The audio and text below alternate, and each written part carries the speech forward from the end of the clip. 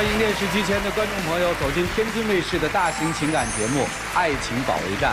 好了，来看看今天请到的几位情感导师是谁？他们是情感导师莎娜老师，欢迎莎娜老师；情感导师厉浩洋老师，欢迎厉总；情感导师严品红老师，欢迎严老师；情感导师陆琪老师，欢迎陆琪老师。接下来的时间，看一看今天的第一对嘉宾面临了怎样的困惑。各位，请看。我们复合之后吧，他就像变了一个人一样。以前呢都是温柔体贴，可是现在特别的自我。之前是因为知道他喜欢温柔体贴的女生，所以我去改变自己。可是现在我只想做我自己。我觉得他现在就是在和我赌气，而且我也在努力的弥补他。他口口声声说要改，可说到底还是想让我做他的老妈子。有请这一对，有请。王先生29岁，来自甘肃物业管理；罗女士28岁，来自湖南中医。欢迎两位哈，你要来的是吧？对，是我要来的。复合了，然后发现女友变了，是吧？是。为什么分开啊？先简单的说一说。因为之前就是喝多酒了，也没有经过大脑考虑，然后就给说了。谁喝多了？就我喝多了。啊，就喝多了就说分手，不是也是因为什么呢？就是他之前就看到我跟别的女性聊天，当时然后我也没有想那么多，因为我喝多了嘛。然后他就说，那行吧，那就分手吧。那我就说，那分就分了，那就分了。啊，分手多久之后复合的？啊，差不多1个半月吧。1个半月，谁提的？我提的。提了之后您就答应了？对，因为我还有一点那个感情所在嘛，舍不得。但是复合之后发现不对了，是吧？对，我发现复合以后吧，他这个人呢，就整个就变了，变得让我难以接受。因为他之前是又温柔又体贴，又顾家的这种，可现在呢，下了班我回到家连个人影都看不到。之前还会穿一些带有色彩的一些 T 恤啊等等一系列。头发还留的稍微比现在长多了。有过去的照片吗？这是过去是吧？嗯。不太一样啊，区别还挺大啊。行，听懂了，就是男生觉得复合之后女生变了，是这意思吧？是的。啊，你刚才用了一个词，就是过去很温婉是吧？贤惠是吧？对，又体贴。现在呢？现在。不觉得？你自己觉得自己变了吗？因为我是先追了他的，本身我的性格也是大大咧咧的，然后我是喜欢出去玩的那种，对，跟我朋友就吃饭之类的，然后当时我跟他认识的是跟朋友吃饭，然后认识他的，我就觉得他人挺好的，很上进的一个人，然后比较就是干净利落，比较活跃的一个人，我就喜欢这种类型。我就私下问我朋友，问他喜欢什么样的类型的女生，我朋友就说他喜欢温柔体贴、顾家的，那我就为了他去改变了自己。你都改了哪些呢？平时我呢不下厨房的，也不会做饭菜，那我为了他就是有个家，那我就去学做菜，因为他也喜欢就是吃一道菜是牛蛙，因为牛蛙那个菜也是比较难做的嘛，那我也是第一次下厨房去做一下午，手上也烫了包，然后等他下班回来。我就端进去让他吃，结果还没有讨好他，而且还埋怨我说我做的不好吃。那本来就是啊，那本来就咸呀，那我不跟他说假话，对不对？最主要是你一点鼓励、一点安慰、关心的话都没有，那态度都是已经放在那里了。那是不是自从这个牛蛙事件发生之后，你就不给他做了，还是说你继续改进呢？因为我也想着就是自己一些为他在改变，因为我为了他又放弃我的就是朋友交际圈。我平时是喜欢玩的嘛，跟我朋友就出去吃饭啊，然后唱歌之类的。因为他就交际圈断了，然后就一直在家里。这是他要求的，还是因为你听别人说他喜欢这样，你主动改变的？对，我主动，因为我是喜欢他，所以主动改变，成为了他心目中那个女孩。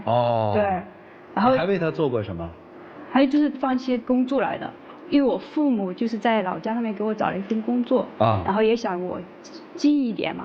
当时我也跟他讲了，我说就是回去看一下那份工作。那他就说，如果异地恋的话就分手。当时呢，我也就是听了他这句话后，我就把父母那边推掉，我就留在了广州。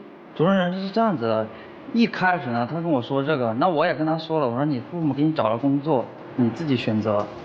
但是说实话，对于他，我其实要求不是很高的，就算是现在在广州也是挺好的。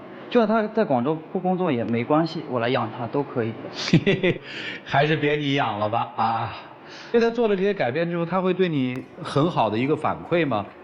我的心里就是觉得自己为他改变了，可能会影响到他，结果反而嫌我啰嗦了，嫌我还没有其他人好。我就觉得为他做了这一切就是理所当然的。那你做了一些什么，他反而就觉得你还没别人好呢？他喜欢玩游戏嘛，我跟他讲话他也不回答那种，然后我也想就是融入他的生活里面，然后就去跟我朋友就是学了那游戏，学了3天，那我基本的一些技巧之类的也学会了，然后就要他带我，而他呢就觉得我太垃圾了，就玩游戏太垃圾了，他就不带我。那本身就是因为你一开始学，我呢打的又是排位，对不对？然后完了又是重要的晋级赛，你说我带你，我也带了你了，对不对？我带了你几次，对不对？把把都是输，你让我再怎么带？然后就连我的队友都在说我，是不是我的技术问题？不带就不带呗，那我就想着做一点后勤工作，就陪着，对啊，就陪着他倒水啊，就是端点水果在旁边，就是能够就多细心就多细心的对着他。这不就是一老妈子吗？所以我就觉得真的是爱得太卑微了啊！对啊，那他怎么做呢？他就嫌弃我啰嗦啊，然后嫌着我挨着他吃了，老是还发火呢。是这样子啊，就是我在那游戏打得正开心呢，他给我来一句，他说来要不要吃个水果？然后完了以后，我正在那里要发大招，他说来喝一杯水吧。你说多少游戏都是因为你这样子才输掉的。我就觉得在他心里，游戏比我还重要。像游戏里面人死了还可以复活，那你有没有想过我会离开你啊？对吧？好问题。对啊，而且还有一次，因为我是刚好那天休息，然后起来的时候就胃疼，然后他呢就去单位就忘记了一个文件，就重要文件，一定要我送过去。然后我就说能不能打个跑腿的，或者说叫个快递，就说一定要我送过去。没有，当时那个文件是很重要的，对不对？你打电话你也说你早上胃不舒服，那我刚好就是我单位附近也有一家医院，我说你顺便送过来，然后我再带你去医院看一下检查一下。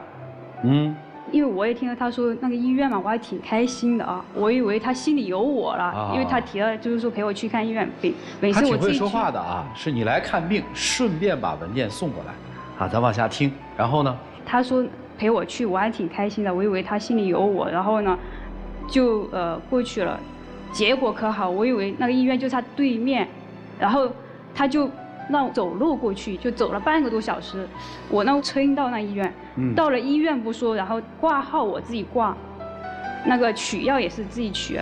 最主要是我要去检查的时候，他接了个电话就说单位有事就要走了，然后把我一个人丢在那里了。确实也是，因为我当时是在上班，然后呢就带他去医院，那公司打个电话，我是不是第一时间要赶回公司去处理一下？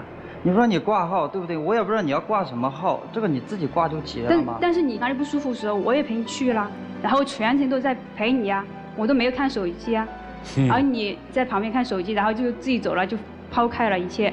然后最主要检查完后，我回到家，他结果躺在沙发上看电视，然后也没给我打个电话，也没给我发微信。我当时公司的事情处理完了，我以为你已经在家里了。不是那个正常的反应，不应该是说我的女朋友还在医院里面，我问问看着怎么样嘛？至少应该处理完工作的第一时间就应该说病怎么样嘛？到底什么病嘛？应该会问的呀。因为我当时工作也忙。得了吧，心里就是没有，这就能解释为什么说喝一顿酒之后就提分手也就分了，是吧？更过分的就是他跟一些异性的朋友去聊暧昧，他经常就是在那手机上里就是联系。那我就觉得还没有，我就觉得还没有他异性朋友那么重要。我平时问他一些，他也不回我话，打电话也不接。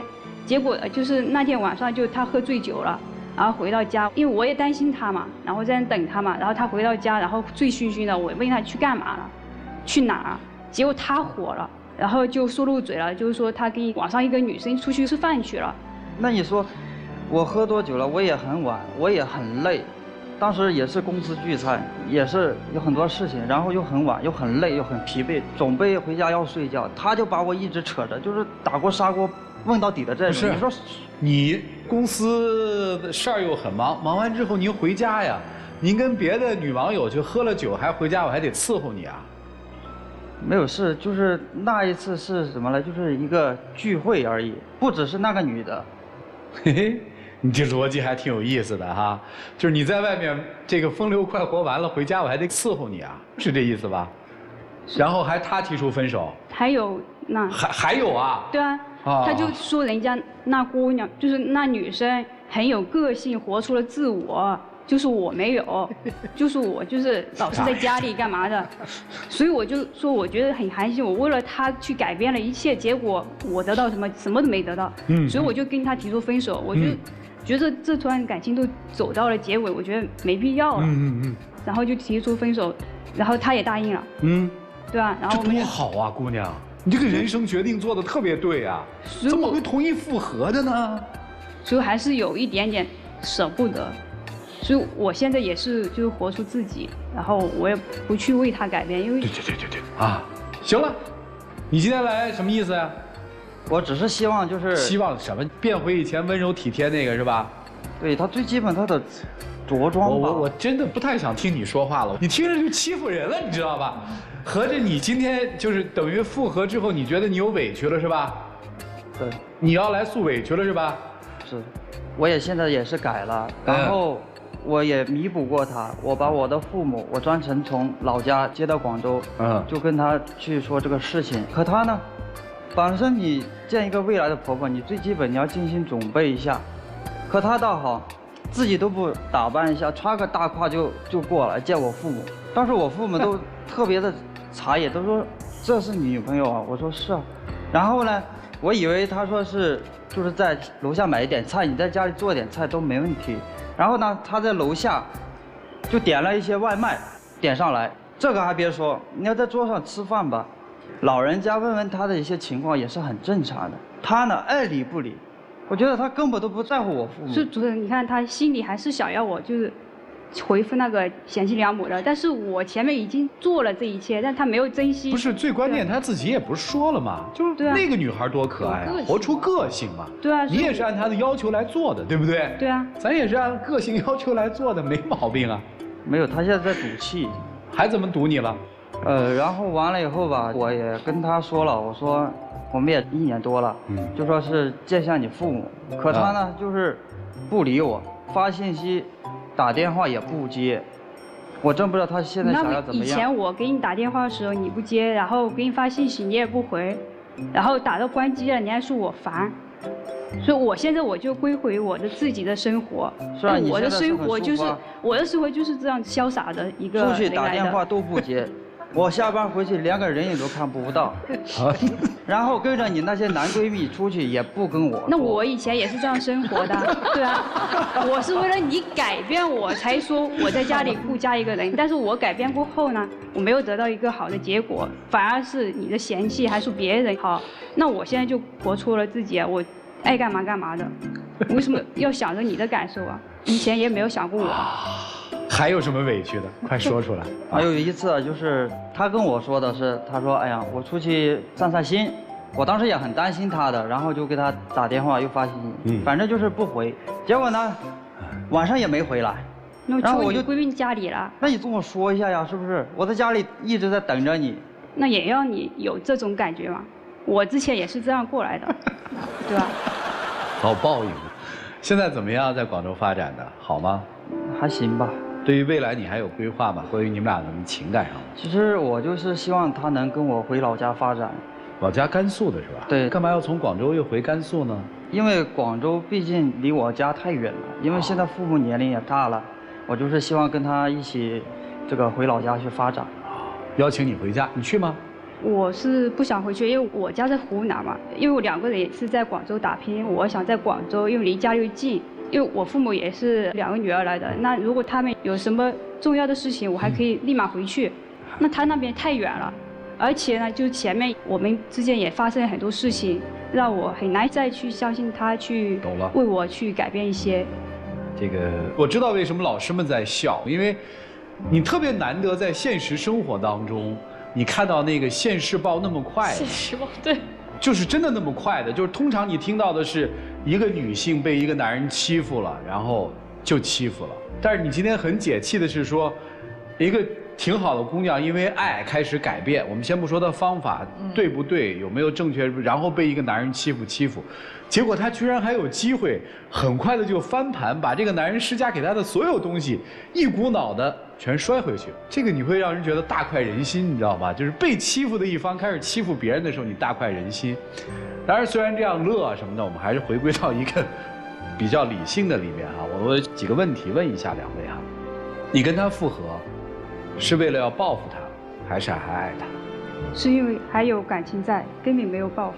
好，现在的他是真实的他，真实的这样的一个女人，你还会爱吗？换而言之，你接受这样一个女人吗？她有自己的工作，有自己的个性，她有自己的想法，你还会爱吗？这个要考虑一下。考虑一下。你应该对分手之后再复合这件事情，觉得怎么样？是高兴呢，还是？就整个人就是很自由的感觉吧。自由了。对，因为我没有活到以前那种就是很卑微嘛，现在做到自己。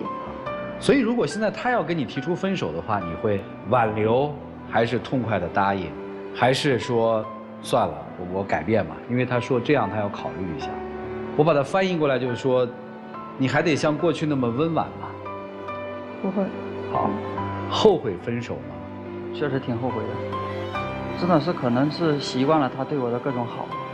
所以后悔的是那个对你很好的女人，现在这个女人恢复了她自己想要的或想保持的，所以这个女人你是不爱的，对吗？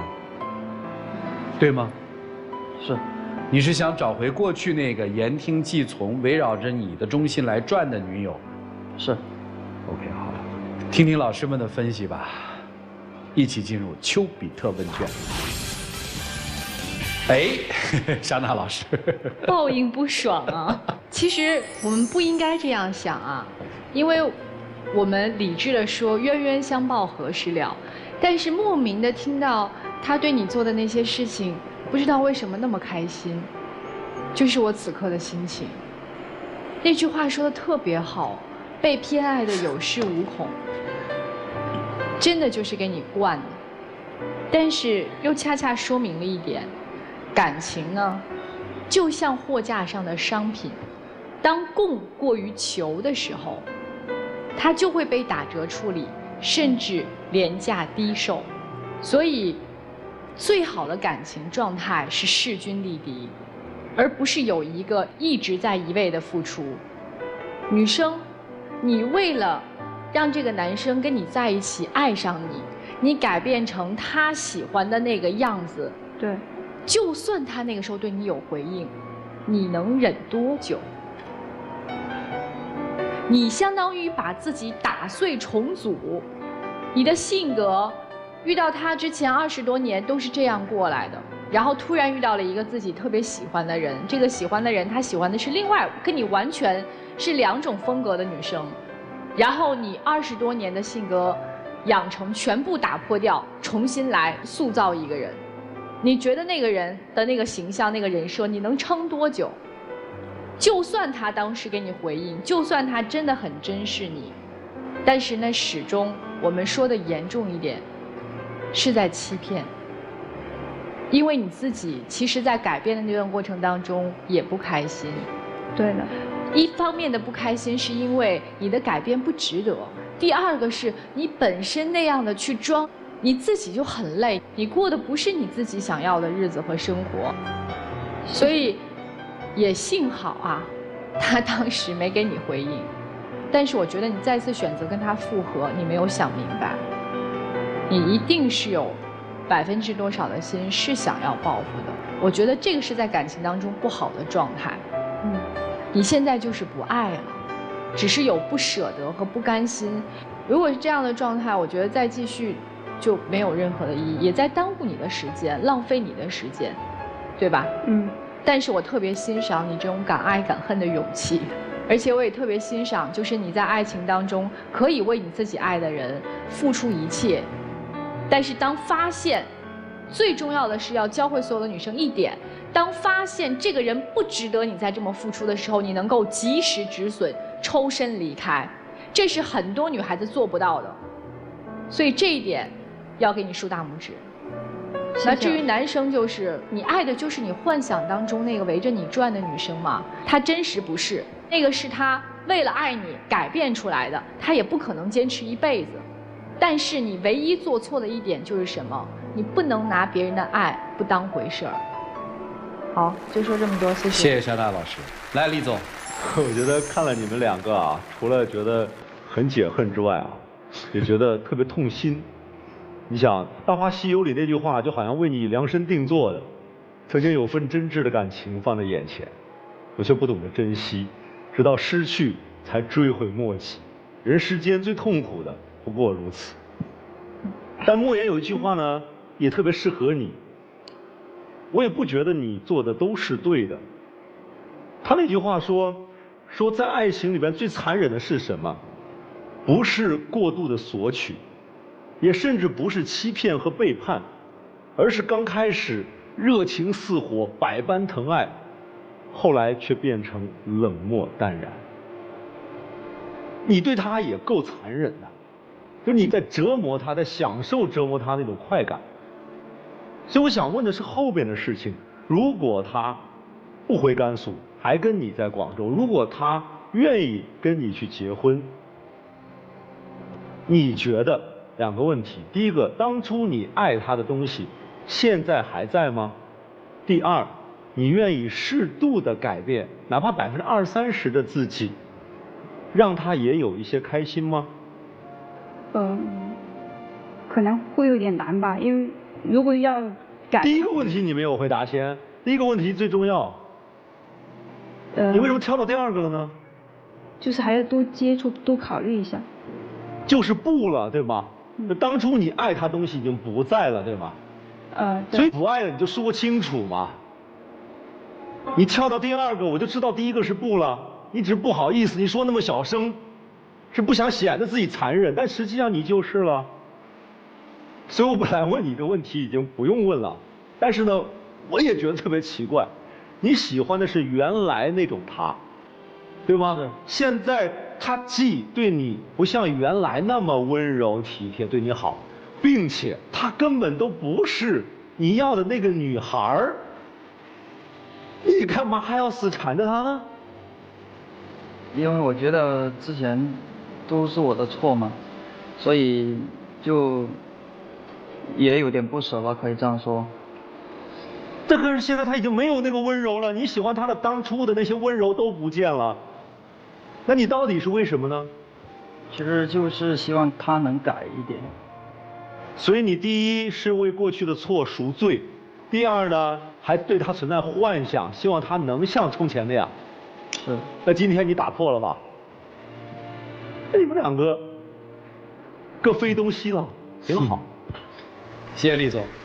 严老师，今天我的感受是，你们俩真的应该在一起，因为你们俩太像了。你们不是用爱再去维护关系，你们用的就是我有没有占到主动权，我有没有控制，我有没有得到。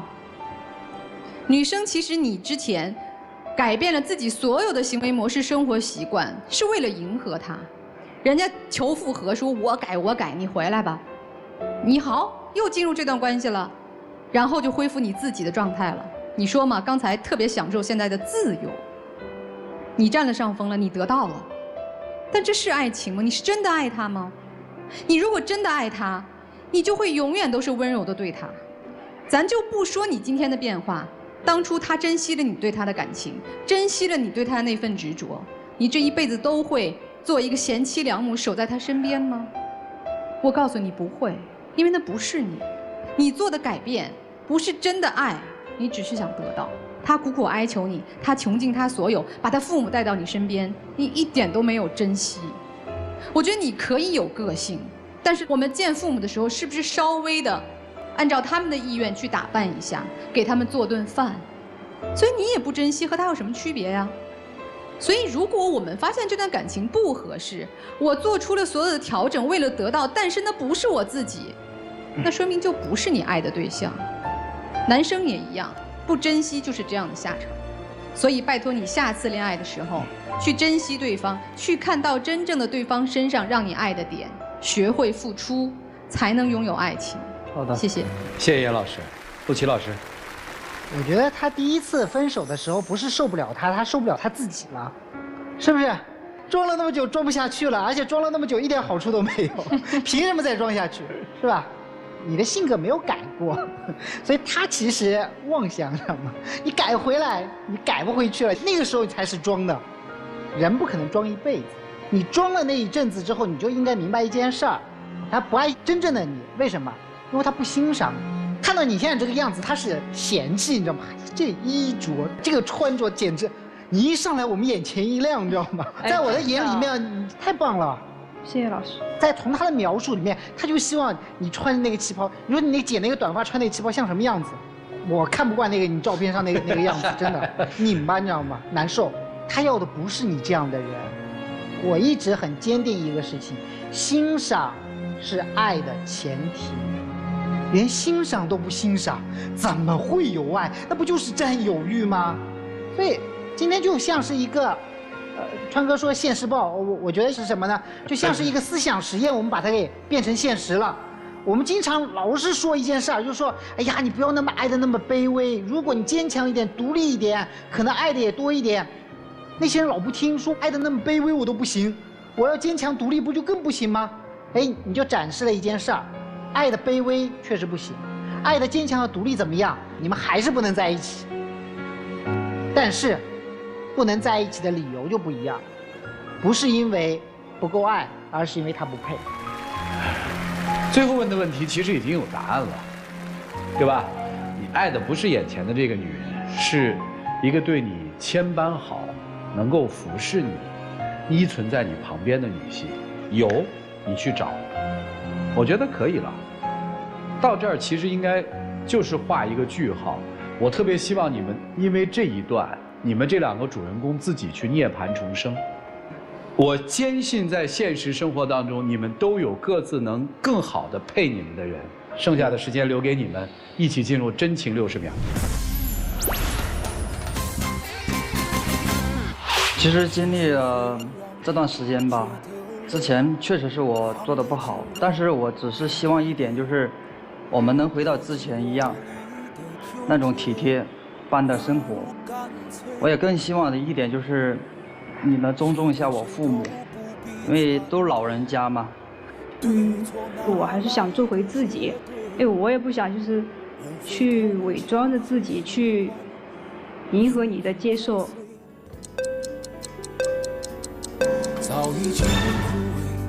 谢谢两位，请回吧。尊重自己啊，尊重爱情啊，别胡来。来，请关门。来吧，咱们看看结果是怎样。请开门。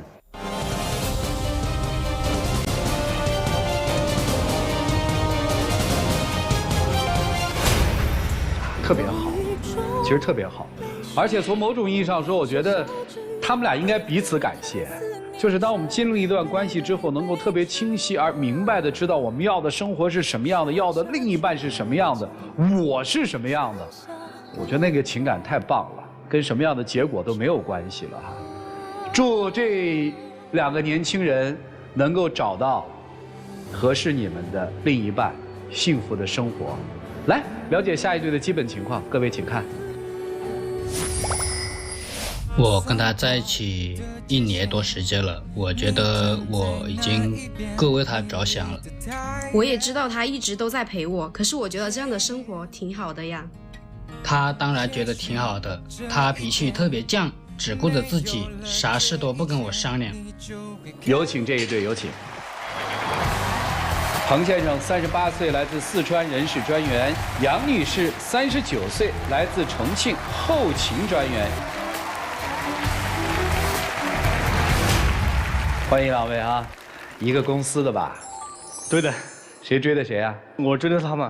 追了多久啊追了有1个多月。1个多月啊？谈了多久了？2年了。就是要结婚了，所以出麻烦了是吧？对的，都到了谈婚论嫁的地步了。啊，那咱就说说到了谈婚论嫁地步之后，怎么就来到这儿了，好不好？为什么？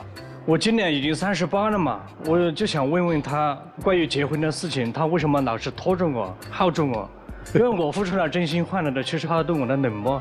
我没有拖着他啊，我觉得我们之间还需要磨合，因为我已经经历过1次婚姻了嘛，我不想再这么草率，这也是对他负责任嘛。对他负责任。那你又怎么又没拖着我、耗着我呢？因为毕竟认识了2年多了，为什么还要磨合吗？还要需要了解吗？他那个意思就是说，你难道还不了解我吗？我觉得还不够了解。不了解他什么呢？我觉得结婚需要慎重一点嘛。要慎重。比如说，他每次向我说结婚的时候，他就是我们结婚吧，就几个字就完了。那应该是什么呢？就没有一个仪式那种，又没有鲜花，什么东西都没有，就是一句我们结婚吧。就是还得求婚，是这意思吗？对吧？求婚之后呢，要彩礼吗？因为他第1次他说我们结婚吧，我就想着就回家问了下父母嘛。和父母商量了，说需要6万块钱的彩礼嘛。6万块钱的彩礼？对啊。倒是不多哈。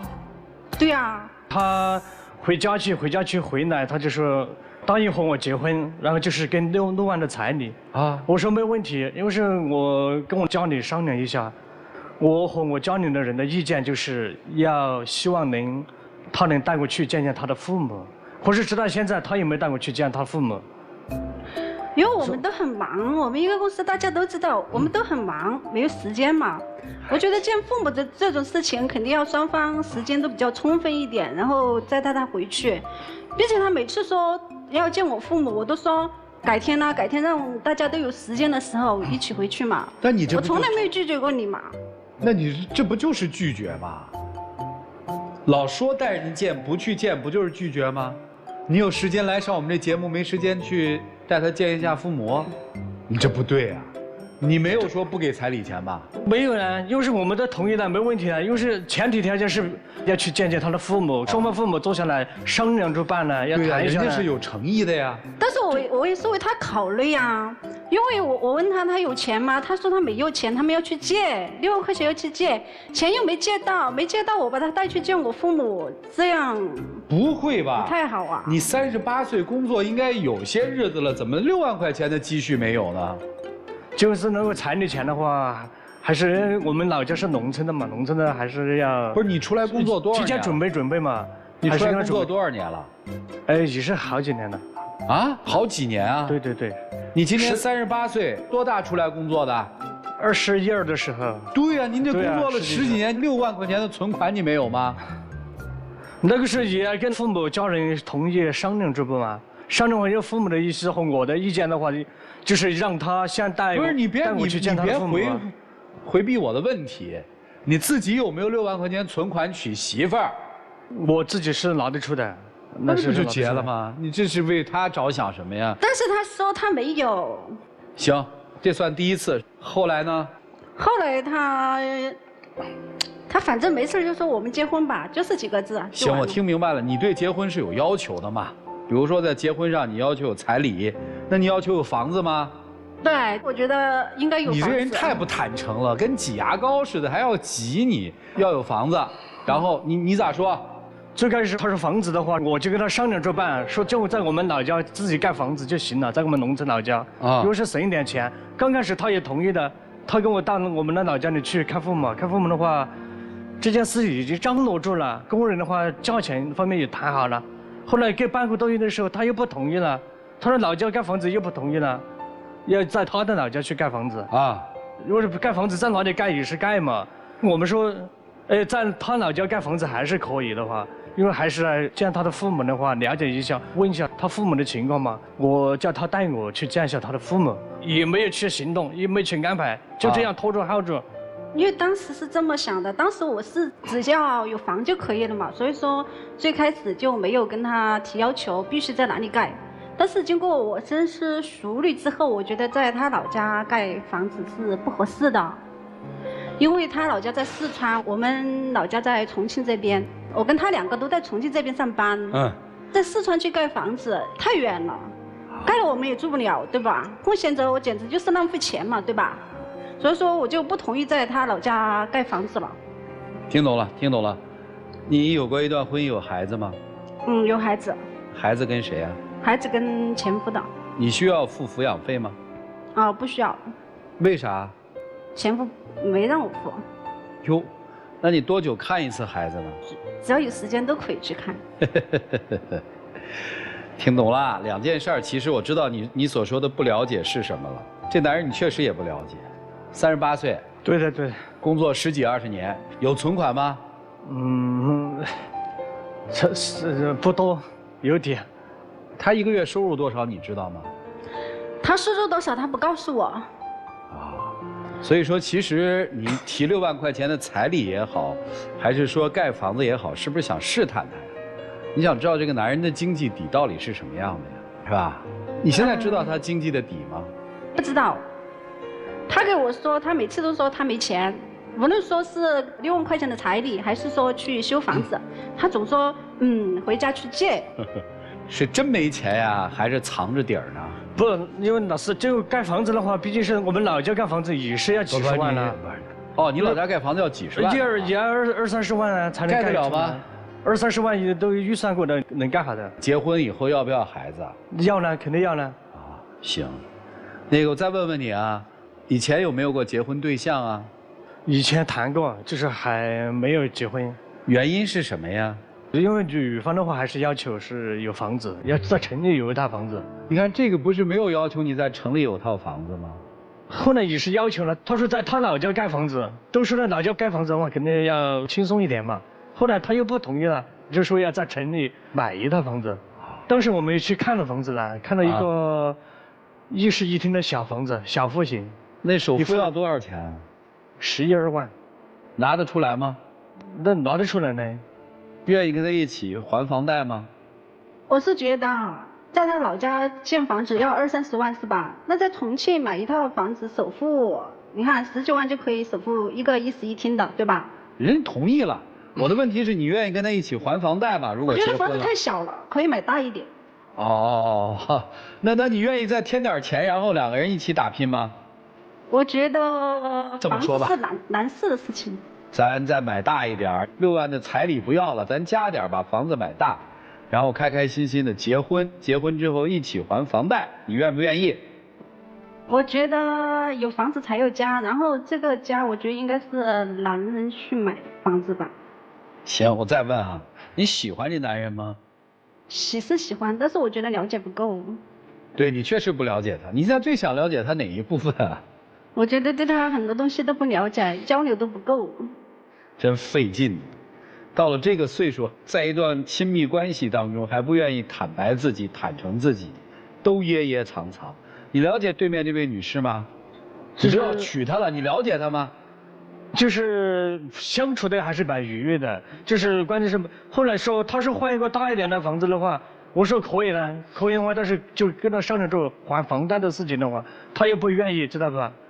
这个我们知道了。我现在问你，了解她吗？了解还算了解吧。你相信她吗？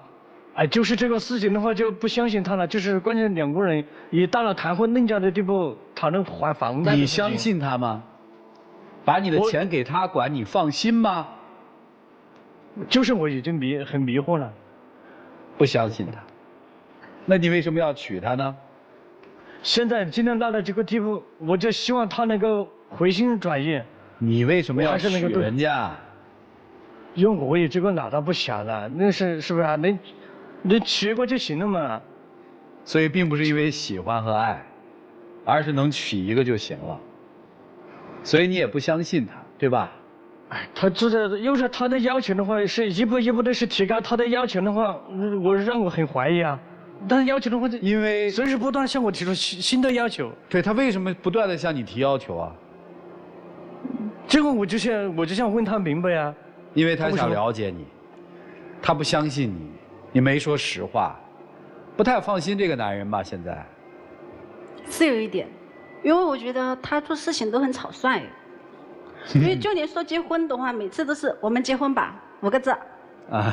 就是很轻描淡写的那种。就很看不起我们，主要是看不起家庭背景方面嘛。所以今天你们来干嘛呀？今天我就想问一下他，要是我每次向他提出结婚的事情的话，他老是这样拖住耗住。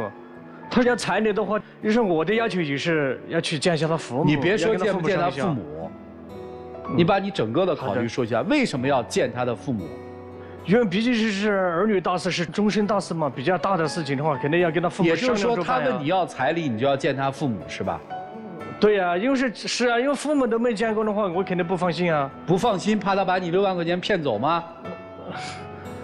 那个这个问题是很重大的事情啊。你心里面根本都不相信他，所以你跟他说我们结婚吧，也是一个试探，你也在试探对方的底线。你们俩这试探来试探去，还能结婚吗？我跟他都是坦诚相对啊。你坦诚什么呀？你坦诚？觉得这男人怎么样？我觉得他还是挺好的。脾气这些还是挺好的，就是有些坏习惯不好。什么习惯？抽烟呢？抽烟这一块特不喜欢。哎，哪一个男人又不抽烟呢？啊，你说那个男人抽烟不是很正常的吗？那个男人不抽，不抽啊。那个男人也不抽。别拿这个做借口，臭毛病就是臭毛病，对吧？那你不能散了算了，好不好？散不散？你是想跟他继续往前走？还是不想娶她了？哎呦，你说句实话，你这个人怎么？我就希望他回心转意。行，你回答我几个问题：要不要给彩礼？只有彩礼要跟的。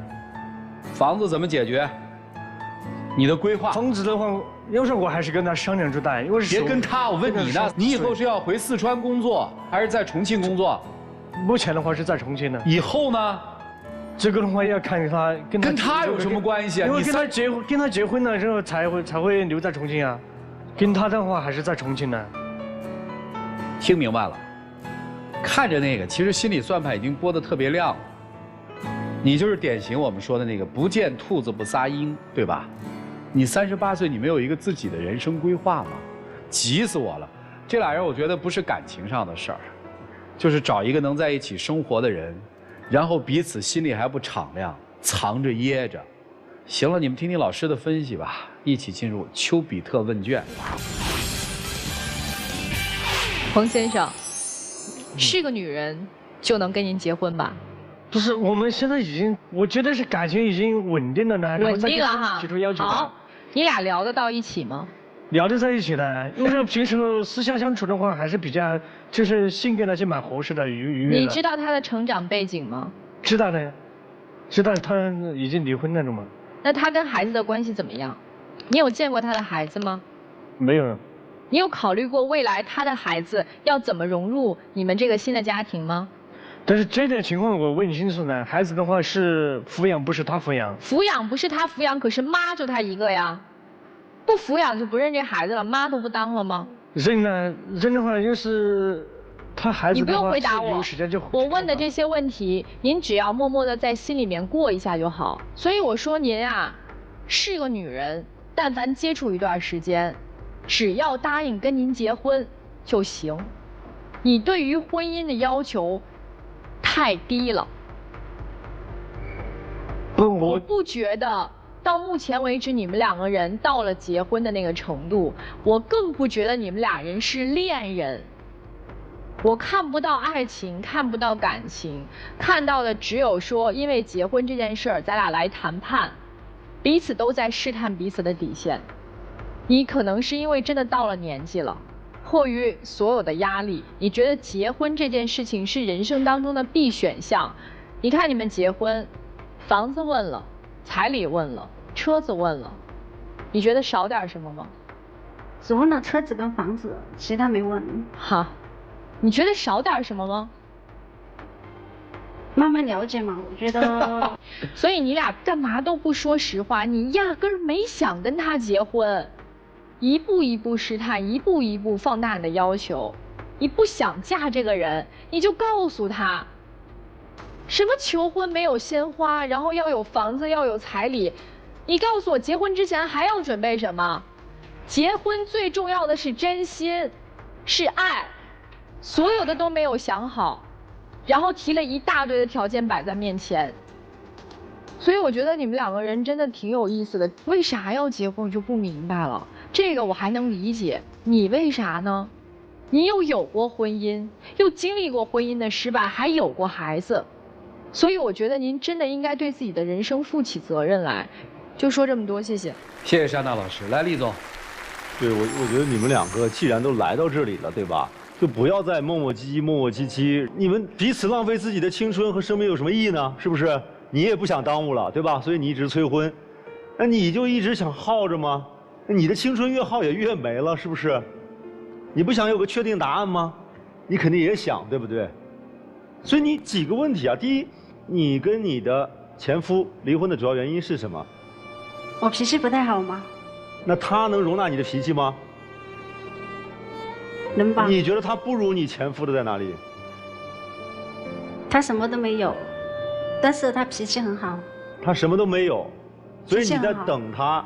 其实主要就2个事情，是他的事业，还有他挣的钱，是吗？你干嘛不承认？你不承认这么吊着他不也很难受吗？不如说清楚啊！你给他个时间线也行啊。你说我再等你1年、2年，我看看你的事业到底怎么样，也行啊。实际上就是这个问题嘛。所以你说不看那个父母没有时间，这肯定是谎话嘛。你们谈了多久了？断断续续的2年。那你1年看孩子多少次？我住在孩子学校附近的，见面就算多少次？10几次吧。10几次，对不对？你1年看你父母多少次？也是差不多10几次吧。也有10几次，是不是？你说没时间跟他一起看父母，对吗？所以他连你父母也没见过，他连你孩子也没见过，他根本没有走进你的生活。我觉得你也很奇怪，说挣了工资不敢跟他说，有多少钱也不敢跟他说，你什么都不讲，他内心更没有安全感。物质上你能达到什么程度？你们2个讲清楚，讲透彻。刚才女生说1年见孩子10几次，父母10几次，请问你见他多少次？之前天天见嘛。现在呢？现在分开了几个月了。这几个月都没见吗？没怎么见嘛。你们根本就不像一场恋爱，只像一场交易。所有的事情都放在表面，女生在想男生到底有多少钱，到底能够拿出多少钱买房子，到底买多大的房子。你所关注的所有的点都是他在物质条件和外面我们能看到的外力条件下是否能满足你的需求，但是情感上呢，你关注过吗？其实刚才你说1年只看孩子10几次，我还是听得挺难过的。同在一个城市，看孩子时间真的很少，所以其实你关心的，我大概的感受只有自己，你并不关心自己身上应该承担的责任。我们该给孩子付出的是什么？虽然离婚了归对方，但你的心在哪里？你的父母你应该怎样照顾？你未来的爱人你要怎样去爱？我觉得你都没有想这些。这是说女生，男生也一样啊。你这恋爱谈得特别恍惚，你对于一个将来要娶的女人，她的孩子长什么样，她的父母是何许人都不知道，你就敢娶吗？所以你们在谈什么恋爱啊？莫名其妙，我感觉。你到现在都藏着掖着自己多少钱，挣多少钱不告诉他，那就说明你并没有对这段感情看好，并没有相信这个女人愿意和他走入婚姻，并没有为未来的婚姻生活想要负责任。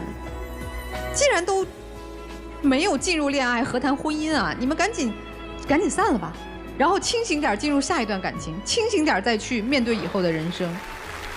我觉得我不太能理解的是，2个人如果谈婚论嫁，为什么爸妈不能见？这个我特别不能理解。你能告诉我吗？为什么不能见爸妈？就你们是谈恋爱了吧？是谈恋爱。你为什么不让他见你爸妈呢？他不愿意吗？我觉得我们还需要进一步的了解嘛。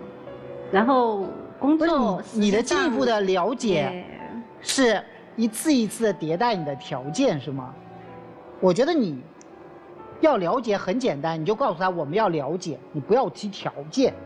就是我跟你还需要再多交往1年或者半年没有问题，你不要一层一层一层的提条件，因为你在提条件的时候让我感觉到你在奇货可居，你觉得有人要娶你，所以我要迭代我的条件，每一次谈判我都要加钱上去，我这个感觉很差，你知道吗？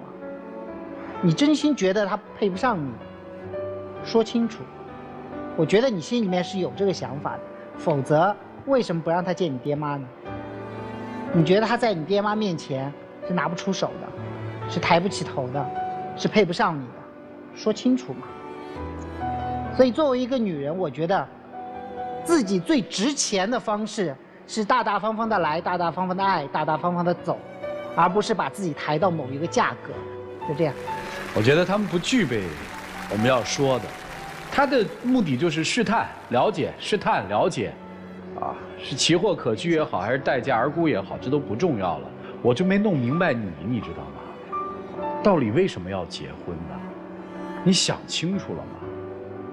所以你们俩真的就是赶紧分开，赶紧分手，看不上就别再谈了，看上了就真诚的交往。他的所有情况我一问你三不知，他的所有情况问你，你一问三不知。你们俩那是谈恋爱呢，你们各自找适合你们的人吧，一起进入真情60秒。就是我希望你嘛能够回心转意，我是在一步一步的达到你的要求，希望你还是能够回心转意。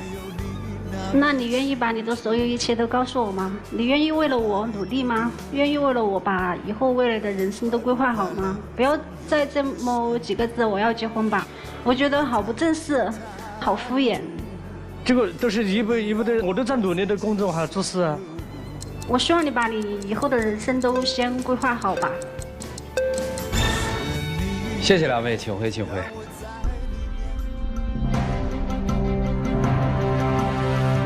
请关门，我们看看这对嘉宾朋友他们自己的选择是怎样的，请开门。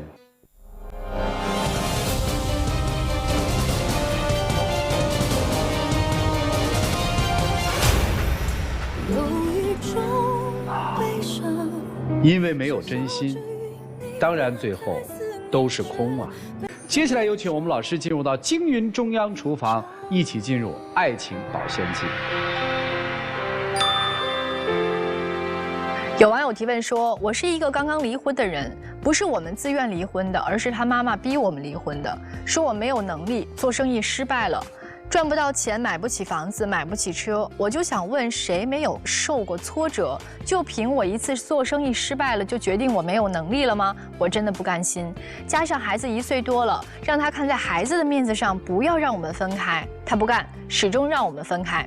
关键我和我老婆是有感情的。我现在呢一直在挽留，我也一直在努力工作，努力赚钱。我真的不知道该怎么办了。其实，丈母娘的想法真的有那么的重要吗？如果你的妻子没有赞同她妈妈的想法，我想这婚也是离不成的吧。所以呢，回头想一想，到底是不是你们夫妻之间的感情出现了一些问题？最后要感谢的是电视机前观众朋友的收看和陪伴，我们下期节目再见，谢谢大家。